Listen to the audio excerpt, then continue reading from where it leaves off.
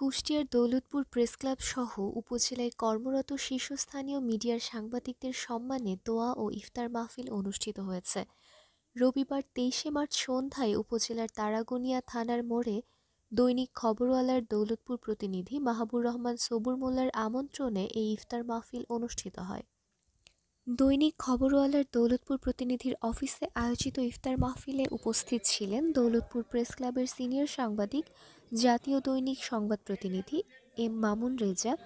দৈনিক আমার দেশ প্রতিনিধি M A Razzak, Bangladesh observer ও দিনকাল প্রতিনিধি এম এস শাহীন, দৈনিক নয়াদিগন্ত প্রতিনিধি আহাদ আলী নয়ন,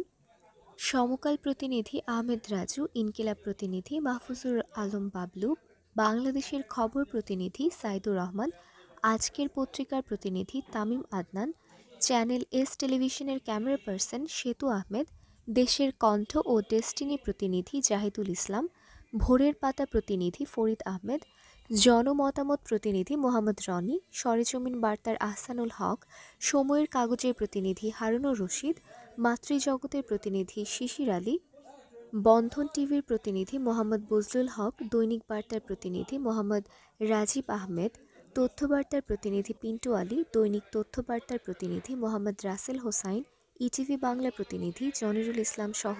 উপজেলার সর্বস্তরের প্রিন্ট ও ইলেকট্রনিক মিডিয়ার প্রায় ৪০ জন সাংবাদিক উপস্থিত ছিলেন।